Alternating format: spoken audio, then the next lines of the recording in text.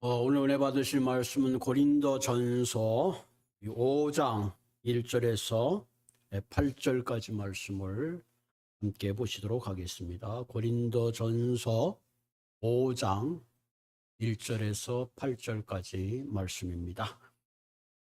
너희 중에 심지어 음행이 있다함을 들으니 그런 음행은 이방인 중에서도 없는 것이라. 누가 그 아버지 아내를 취하였다 하는도다. 그리하고도 너희가 오히려 거만하여져서 어찌하여 통한이 여기지 아니하고 그 일 행한 자를 너희 중에 쫓아내지 아니하였느냐.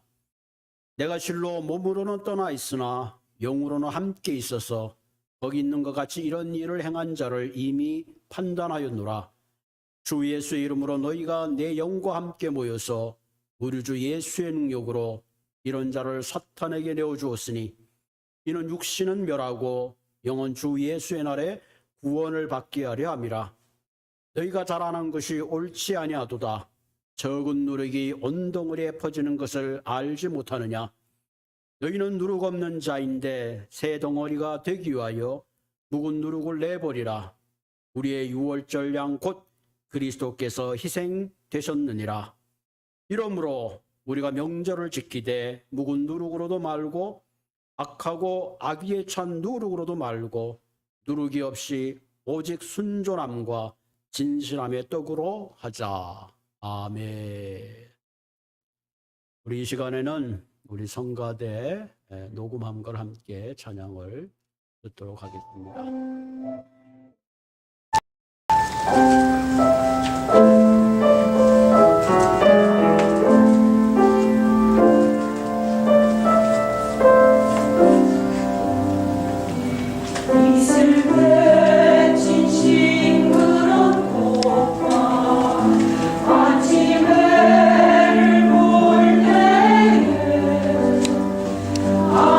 하나님의 사랑을 느낀 성령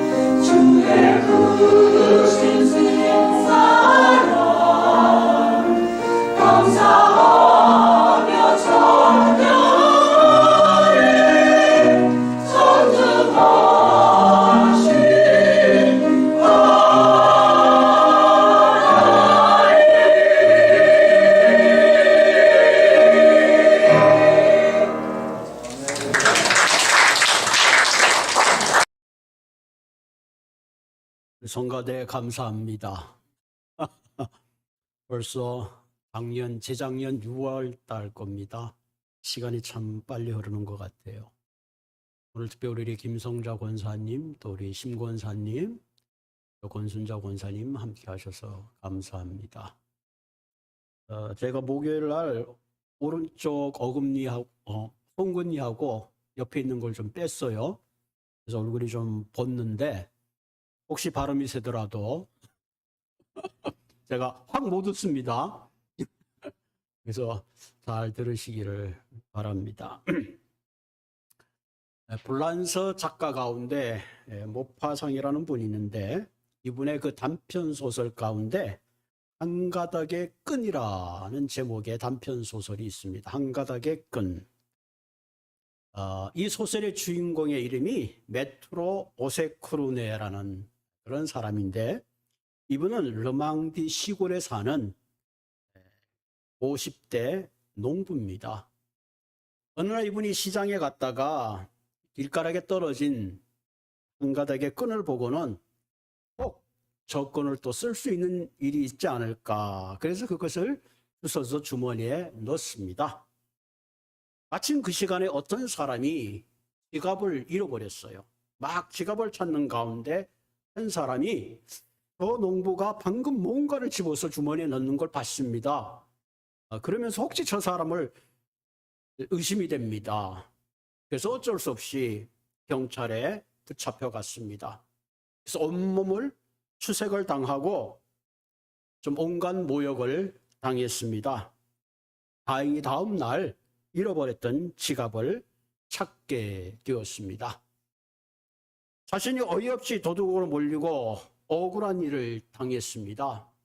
이 농부는 도저히 분을 삼킬 수가 없어서 다음날 한 가닥의 죽을 모르게 걸고 온 시장을 돌아다니면서 자신의 억울함을 그리고 자신의 결백을 말하며 그 분노를 터뜨렸습니다.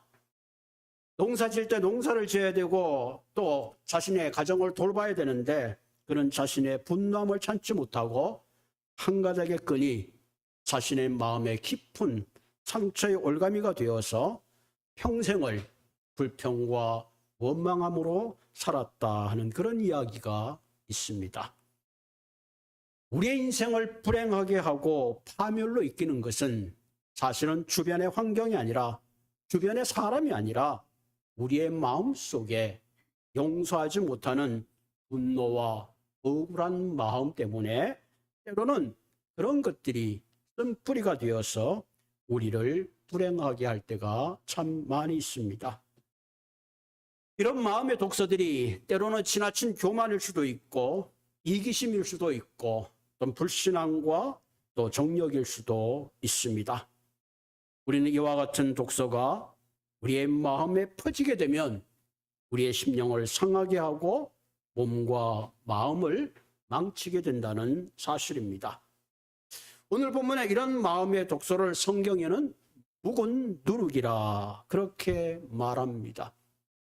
아마 빵을 만들어 보신 분들은 느끼겠지만 작은 누룩 하나만 반죽에 넣어도 금방 그 밀가루 반죽이 부풀어 오르듯이 아무리 작은 죄라고 할지라도 우리가 경계하지 않으면 결국은 그것이 우리의 몸에 독소가 되고 우리의 심령을 상하게 한다는 사실입니다.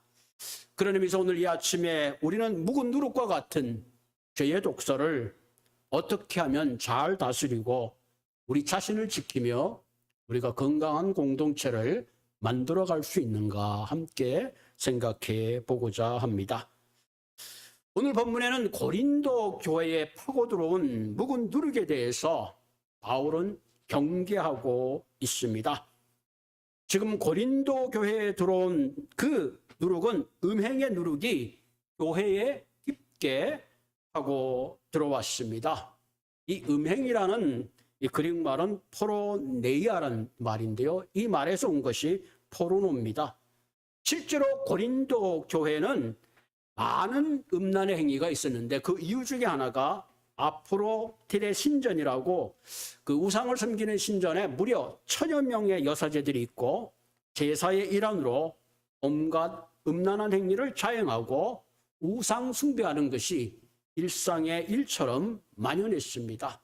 그래서 그 당시 고린도인이라 하면 대체로 방탕한 사람, 행실이 좋지 않은 사람이라는 대표적인 간용어로 불리게 되었다고 합니다. 이런 고린도 도시의 제약들이 고린도 교회까지 파고 들어온 겁니다. 그래서 오늘 본문 1절에 보면 너희 중에 심지어 음행이 있다는 말을 들었으니 그런 음행은 이방 중에서도 없는 것이라 누가 그 아버지의 아내를 취하였도다 하는도다. 바울은 이와 같은 소식을 듣고 그냥 지나칠 수가 없었습니다. 적어도 교회는 세상을 이끌 수 있는 높은 도덕과 윤리성을 가지고 세상의 등대와 존경과 존중의 역할을 해야 되는데 오히려 교회의 공동체가 세상보다 더 낮은 그런 잘못된 길을 가고 있어서 결국은 그 공동체를 무너뜨리고 있었습니다. 이런 제약의 누룩이 들어오면 개인만 망치는 것이 아니라 몸된 거룩한 공동체도 무너지고 마는 것입니다. 그런 의미에서 아무리 작은 누룩이라 할지라도 결국은 언덩어리에 퍼지는 겁니다. 그래서 바울은 암과 같은 처방을 내립니다. 너희들은 이 묵은 누룩을 내어버리고 유월절 양 되신 그리스도를 취하라 하는 겁니다. 오늘 본문 7절에 보면 너희는 누룩이 없는 자인데 새 덩어리가 되기 위해서 묵은 누룩을 내어버리고 우리의 유월절 양 곧 그리스도께서 희생되셨느니라 그랬습니다. 너희는 누룩 없는 자다. 다시 말하면 교회는 누룩 없는 자들의 거룩한 공동체다 하는 거죠. 왜? 예수 그리스도께서 우리들의 묵은 누룩을 제거해 주셨기 때문에 그렇다 하는 거죠. 너희들이 예수의 이름으로 모이며 예수님께서 우리의 묵은 죄악을 다 용서해 주시고 그 누룩을 다 제거해 줬음에도 불구하고 너희는 어찌하여 여전히 묵은 죄의 공동체를 끌어안고 있느냐 하는 겁니다. 특별히 여기서 유월절 양 곧 유월절 양 곧 그리스도께서 희생되셨느니라. 그러면서 교회라는 공동체를 유월절의 공동체라고 바울은 이야기하고 있습니다. 우리가 잘 알듯이 유월절은 이스라엘 민족에게서는 최고의 절기죠. 430년 동안 애굽의 종로로 타던 그 이스라엘 백성을 불쌍히 여기시고 여러 가지 재앙 가운데 맨 마지막 재앙이 바로 그 애굽의 모든 장자를 죽이는 재앙입니다. 그때 하나님께서 이스라엘 백성들에게 명령하시기를 너희는 수양을 잡아가지고 그 피를 문설주 양쪽에 바르고 그리고 그 고기를 구워서 먹고 누룩 없는 떡을 먹으며 쓴나물을 먹고 그리고는 허리에 띠를 띠고 발에 신을 신고 손에 지팡이를 줍고 급히 먹으라. 그래서 그날 밤에 이들이 그렇게 준비하고 있을 때에 하나님의 신이 다니면서 그 문에 피가 있는 곳은 넘어가고 그렇지 않은 모든 집의 장자들을 다 멸하신 그런 사건입니다. 이 유월절의 사건이 신약에 들어와서는 바로 예수 그리스도가 온 인류를 구원하신 친히 유월절 양이 되신 것을 말씀하시는 거죠. 예수님께서 십자가를 지시기 전에 제자들과 마지막 최후의 만찬을 가진 날이 유월절 저녁입니다. 그때 예수님께서는 양을 잡거나 쓴나물을 먹고 혹은 누룩이 들지 않은 떡을 나누는 것이 아니라 예수님께서는 그 제자들에게 친히 떡을 나누어 주면서 다음과 같이 말씀하셨습니다. 이는 너희를 위하여 찢기는 내 몸이니 이를 기념하라 그랬습니다.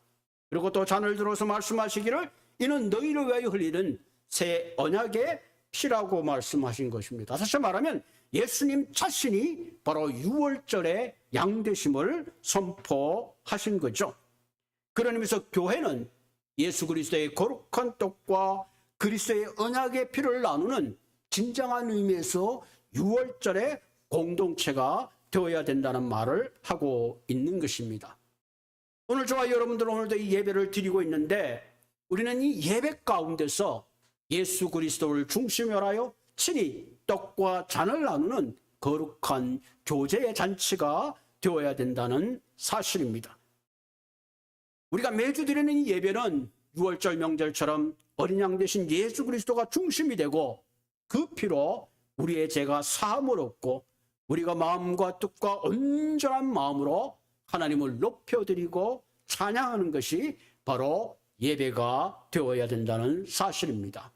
그러기 위해서는 우리의 참 예배를 방해하고 우리의 심령을 상하게 하는 묵은 누룩을 내어버리고 순전함과 진실함의 떡을 나누는 공동체가 되기 위해서는 우리는 어떻게 해야 될까요? 오늘 본문을 통해서 한 3가지를 나누어 보고자 합니다. 첫째로는 묵은 누룩을 버려야 합니다. 우리가 순전함과 진실함의 떡으로 드리는 예배가 되기 위해서는 죄에 대해서 우리는 애통해하고 통회한 마음이 있어야 된다는 사실입니다. 우리가 때때로는 진실하고 절제하려는 삶을 살려고 하지만 우리의 육신적 감정을 누리지 못하고 죄를 범했을 때에 우리는 무엇보다도 죄에 대한 통회하는 마음이 있어야 합니다. 그런데 묵은 누룩으로 오염된 사람은 양심의 가책이나 죄에 대한 애통하는 마음이 없습니다. 이런 사람은 하나님으로부터 용서를 얻지 못하는 것입니다. 그러나 하나님은 죄에 대해서 애통하는 마음을 가질 때에 하나님은 그를 긍휼히 여기시고 용서해 주신다고 성경은 분명히 말씀하고 있습니다. 시편 51편 17절은 우리가 잘 알듯이 다윗이 우리의 아내를 범하고 나단 선지자로부터 지책을 받습니다. 그때 다윗은 통회하는 마음으로 이렇게 고백하고 있습니다. 하나님의 구하시는 제사는 상한 심령이라 하나님이여 상하고 통회하는 마음을 주께서는 멸시치 아니하시나이다. 범죄했을 때에 그 죄를 상한 마음과 애통하는 마음으로 회개할 때에 하나님께서는 우리를 용서해 주시고 우리의 기도를 들어주신다는 사실입니다. 오늘 본문 1절을 가만히 보면 너희 중에 심지어 음행이 있다함을 들었으니 그런 음행은 이방인 중에서도 없는 것이라 누가 그 아버지의 아내를 취하였도다 하는도다. 너희 중에 심지어 음행이 있다함을 들었다는 말은 과거가 아니라 지금도 계속 그와 같은 죄가 계속되고 있음을 시사하고 있습니다. 여기서 내 아버지의 아내는 사실 침몰하기 하고도 원문에 보면 그 당시에 다 처제가 있었으므로 그 어머니의 그 아버지의 어떤 한 사람을 취했던 그런 경우로 우리가 보고 있습니다. 어쨌든 간에 이와 같은 범죄는 용납될 수 없는 크게 윤리적으로 도덕적으로 잘못되었고 이와 같은 잘못을 보거나 그와 같은 것에 대해서 통회하고 미워해야 됨에도 불구하고 그들은 그렇게 하지 않았습니다. 본문 2절에 보면 그리하고도 너희가 오히려 교만하여져서 어찌하여 통한이 여기지 아니하고 그 일을 행한 자들을 너희 중에 쫓아내지 않느냐 하는 것을. 그것도 당연히 통한이 여기고 그런 상황 가운데 있는 것을 쫓아내든지 치리하든지 해야 되는데 그렇게 하지 않았다. 이 말은 그 죄악에 함께 동조했다 하는 그런 얘기죠. 여러분 구약에 보면 하나님께서 이스라엘 백성들이 가나안 땅에 들어갈 때에 가나안 족속을 멸하라고 그랬습니다.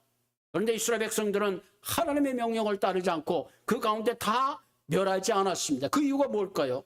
이스라엘 백성들이 하나님보다 더 긍휼하고 사랑이 많아서 그런 걸까요? 그렇지 않아요.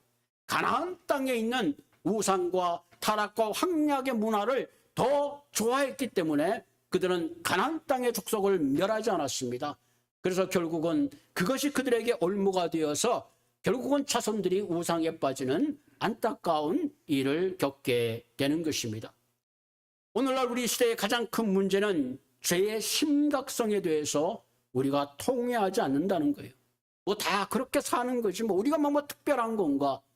죄에 대해서 진정 아파하고 통회하지 않고 동조하고 간과하기 때문에 교회의 공동체가 무기력해진다는 사실입니다. 옛날에는 문둥병으로 알려졌지만 지금 한센병인데 한센병의 가장 큰 문제가 뭐냐? 자신의 몸이 썩어 들어가고 고름이 나는데도 고통을 느끼지 못하는 거예요. 그래서 결국은 고치지 못하고 죽는 겁니다. 폴 브렌트 박사는 평생을 이 한센병을 연구한 사람입니다. 그의 책 가운데는 그는 이렇게 고백하고 있습니다. 고통은 하나님이 주신 특별한 선물이다. 그렇잖아. 우리가 몸에 고통이 있을 때에 어디가 아픈 건지 알고 그 고통의 원인을 발견해서 치료할 수 있지만 그 고통을 알지 못하면 결국은 오히려 그 고통 때문에 생명의 위험을 느낄 수밖에 없습니다. 제가 다른 데는 다 건강한데요. 늘 이가 문제입니다. 그 이빨에 이제 그 어금니가 살짝 흔들렸어요. 그래서 아이고 뭐 빠질 때까지 쓰겠다. 그리고 이제 뭐 아프지 않으니까 그래서 뭐 가글도 하고 워러픽도 하고 이때까지 잘 견뎌왔어요. 근데 가서 막상 엑스레이를 찍어보니까 혓뼈가 버티고 있어야 되는데 그 뼈자리가 다 삭아서 가라앉았어요. 그래서 결국은 뺄 수밖에 없었어요. 만약에 이것이 더 심한 고통을 내게 주었더라면 내가 그 이빨을 미리 처리했을 텐데 고통이 없었기 때문에 오히려 뼈가 안에서 녹아 들어가는 걸 미처 생각지 못했기 때문에 앞으로 그 치과 닥터가 그러다 목사님 이거 심각합니다. 빼긴 뺐는데 요걸 어떻게 해야 될지 만약에 여기 임플란트를 하려면 다시 뼈를 심어야 되고 벽을 튼튼히 해서 심어야 된다고 너무 늦었습니다. 그런 얘기를 하더라고요. 때때로 우리가 찾아오는 그 고통과 아픔은 어떤 의미에서 더 우리를 새롭게 할 수 있는 그런 중요한 기회가 되는 것입니다. 우리가 마음에 죄의 아픔이 있을 때에 그것을 애통할 때에 우리는 죄를 뉘우치고 돌아설 수가 있습니다. 그런데 죄에 대해서 아무런 죄책이나 고통이 없다면 거기에는 희망이 없습니다. 죄의 아픔을 느끼고 회복의 희망이 있으면 치유를 얻을 수가 있는 겁니다. 그래서 시편 34편 18절에 뭐라 그랬어요? 여호와는 마음이 상한 자에게 가까이 하시고 중심에 통회하는 자를 구원하신다 그랬습니다. 무엇보다도 저와 여러분들은 이 본문의 말씀을 생각하면서 우리 자신이 죄의 누룩에 사로잡히지 않도록 경계하고 주님 앞에 진정 거룩함으로 상한 마음과 통회하는 마음으로 나가시는 저와 여러분들이 되기를 주님의 이름으로 부탁을 드립니다. 두 번째, 우리가 순전함과 진실함의 공동체를 이루기 위해서는 구원을 받게 하라. 죄에 대한 통회한 마음을 가질 뿐만 아니라 우리는 이 죄의 문제에 대해서 단호하게 끊을 수 있어야 합니다. 오늘 본문 3절에 보면 내가 진실로 몸으로 떠나 있으나 영으로 함께 있어서 거기 있는 것 같이 이런 일을 행하는 자를 이미 판단했다. 이와 같은 일을 하는 사람에 대해서 내가 이미 판단했다는 말은 이들에 대해서 교회에서 출교하기로 결정했다. 그런 얘기죠. 그래서 5절에 보면 이런 자들을 사탄에게 내어주어 이는 육신은 멸하고 영원 주 예수의 날에 구원을 받게 하려 함이라. 제가 성경 구절 읽을 때 조금 이렇게 올려주시면 좀 도움이 될 것 같아요. 우리 한호성 집사님 성경 구절할 때 좀 올려주시면 5절. 네, 그렇죠? 자, 이런 자들을 사탄에게 내어줬으니 육신으로는 멸하고 영원 주 예수의 날에 구원을 받게 하려 함이라. 사실 좀 애매한 구절이죠. 이 사탄에게 내어줬다는 말은 그 당시만 해도 세상은 악한 영이 지배하는 거라 생각해서 어떤 의미에서는 이 출교에 대한 그런 것을 담고 있습니다. 그래서 이 음행하는 사람을 출교시킴으로 교회 안에 있는 성도를 보호하는 의미도 있지만 궁극적으로 오늘 성경에 보면 주 예수의 날에 구원하려 함이라. 다시 말하면 사랑의 치리를 통해서 그 사람이 지옥으로 떨어지는 게 아니라 결국은 구원케 하려는 그런 의미를 포함하고 있습니다. 여러분 마태복음 9장 43절과 5절에 보면 굉장히 단호한 말씀이 있어요. 내 손이 범죄하거든 찍어버리라. 두 손을 가지고 불구자로 영생에 들어가는 것이 두 손을 가지고 지옥에 들어가는 것보다 낫다. 얼마나 단호한지 몰라요. 내 발이 범죄하거든 내 눈이 범죄하거든 빼어버리라. 두 눈을 가지고 지옥에 가는 것보다 그것이 훨씬 낫다는 거죠. 우리는 누가 잘못했을 때에 벌을 주는 것은 하나님이시지만 그러나 우리는 죄를 단호하게 처리함으로 죄의 문제를 처리하고 구원을 위한 치리가 필요하다 하는 겁니다. 사실 우리가 현실적인 우리가 교회에서는 이 치리하는 게 쉽지 않아요. 교회에서 어떤 부분에 대해서 좀 이렇게 좀 듣기 싫은 말을 하면 교회가 여기뿐인가? 주위에 교회가 얼마나 많은데. 그래서 심지어 어떤 분들은 여러 교회를 돌고 도는 그런 분들도 있어요. 여러분, 초대교회 공동체는 이런 그 잘못된 것을 굉장히 치리했습니다. 한 나그네가 양을 치는 목자의 집을 방문했습니다. 그 집에서 하룻밤을 자게 됐는데 보니까 그 양우리를 보니까 한 양이 우리에 있는데 보니까 다리가 부러져 있습니다. 그분이 깜짝 놀라서 목자에게 아니 저 양의 다리가 왜 부러졌습니까? 어떻게 하다가 부러졌습니까? 물어보니까 그 목자가 하는 말이 제가 부러뜨렸습니다. 깜짝 놀라. 아니 왜 목자 되신 분이 양의 다리를 부러뜨렸습니까? 저 양이 자꾸 울타리를 뛰어넘어가서 어쩔 수 없이 부러뜨렸습니다. 저 양이 울타리를 뛰어나가게 되면 늑대에게 잡혀먹는데 차라리 늑대에게 잡혀먹는 것보다는 차라리 저렇게 다리가 부러져 있는 것이 낫다고 생각했습니다. 제가 저 양의 다리를 부러뜨릴 때에 양의 다리만 아픈 것이 아니라 목자의 마음도 얼마나 아팠겠는가 하는 겁니다. 성경에 보면 하나님께서 이런 말씀을 하죠. 아들이 아니면 하나님께서 징계할 필요도 없다 하는 거죠. 우리가 묵은 누룩을 내어버리는 것은 한 사람을 쫓아내는 것이 아니라 회복의 목적을 가지고 있는 사랑의 연단입니다. 이런 것을 치료함으로 죄도 끊어내고 죄인도 살리고 공동체도 살려나갈 수 있다는 사실입니다. 세 번째, 우리가 순종함과 진실함의 떡을 나누기 위해서는 새 덩어리가 되라 그랬습니다. 7절에 보면 너희는 누룩이 없는 자인데 새 덩어리가 되기 위하여 묵은 누룩을 내어버리라. 우리의 유월절 양 곧 그리스도께서 희생되셨느니라. 여러분, 묵은 누룩을 내어버리라. 내 마음속에는 오래된 죄악들, 깊이 뿌리는 내 죄악을 내어버리라. 여러분, 우리가 가지고 있는 죄의 습관들, 그런 것들을 우리가 쉽게 결심한다고 내버려지지가 않습니다. 여러분, 이제 마리아나가 합법화되면서 앞으로 이제 어떤 문제들이 더 많이 생길 텐데, 드러그 하는 사람들 가만 보면 수없이 결심을 하죠. 치료도 받고. 그런데 그 약에 대한 중독을 끊어내는 것이 얼마나 힘들고 어려운지 자기 힘으로 되지 않아요.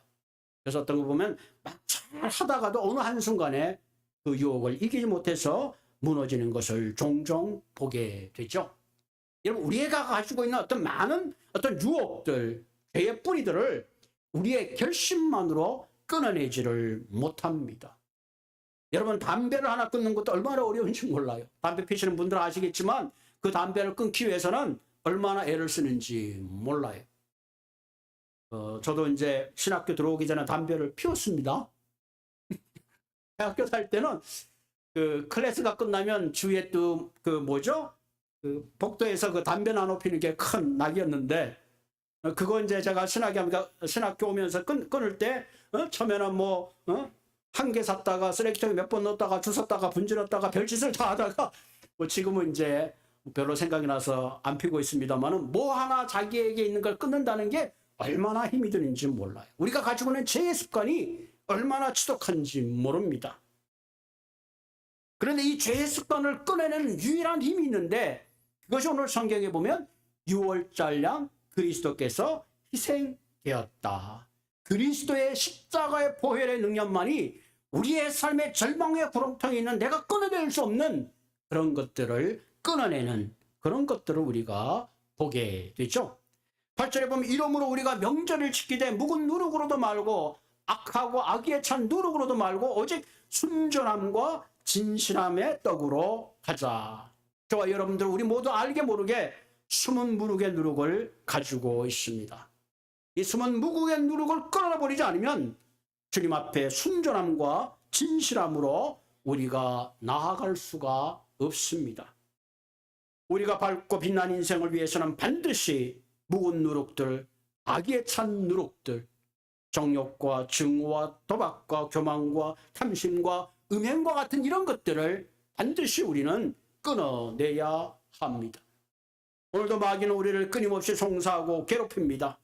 그러나 하나님 앞에 애통하고 자복한 심령을 하나님은 우리를 반드시 붙들어 주십니다. 오늘 성경 9절에 보면 히브리서 9장 14절에 이렇게 기록하고 있죠. 하물며 영원하신 성령으로 말미암아 흠없는 자기를 하나님께 드린 그리스도의 피가 어찌 너희 양심으로 죽은 행실에서 깨끗하게 하고 살아계신 하나님을 섬기지 못하게 하느냐. 오직 그리스도의 피만이 우리의 죽은 행실을 살리고 그 그리스도의 피만이 우리로 하여금 하나님을 섬길 수 있는 유일한 능력이 되고 힘이 된다는 사실입니다. 요한일서 1장 7절에 보면 그 아들 예수의 피가 우리를 모든 죄에서 깨끗하게 하실 것이요, 그 그리스도의 예수의 피가 용서하지 못할 그 어떤 죄도 없다는 사실입니다. 우리가 잘 아는 말씀이 있죠. 요한일서 1장 9절에 이런 말씀이 있습니다. 만일 우리가 우리 죄를 자백하면 저는 미쁘시고 의로워서 우리 죄를 사하시며 모든 불의에서 우리를 깨끗게 하신다. 이 모든 불의에 포함되어 있는 어떤 죄든지 용서하지 못할, 씻어내지 못할 죄가 없다 하는 것입니다. 그런 의미에서 오늘 우리는 다시 한번 이 말씀 앞에, 그리스도의 십자가 앞에 우리의 양심을 내어놓고 하나님 앞에 진실하고 정직함의 결단이 그 어느 때보다도 필요합니다. 우리가 마음의 어떠한 본능이나 감정의 충동을 억제할 수 없을 때에 우리는 성령님께 이것을 맡겨드려야 합니다. 심지어 사도 바울도 그런 고백을 했죠. 내가 선을 행하려 하는 내 마음이 있으나 자꾸 악을 행하는 나를 통자라, 나를 누가 이 사망에서 건져줄 수 있겠느냐. 그리고 자신을 성령 앞에 내어놓는 그런 고백을 우리는 보게 됩니다. 그러면서 우리는 오늘 이 본문을 통해서 다시 한번 우리 한 사람 한 사람이 그리스도의 거룩함을 따라 정말로 신령한 떡으로 하나님 앞에 나아가시는 저와 여러분들이 되기를 주님의 이름으로 부탁을 드립니다. 죄에 대해서 통회하고 죄를 단호히 멀리하고 더 나아가서 그리스도의 거룩한 십자가 보혈 앞에 깨끗함을 받는 저와 여러분들이 되기를 주님의 이름으로 부탁을 드립니다. 우리 같이 기도하겠습니다.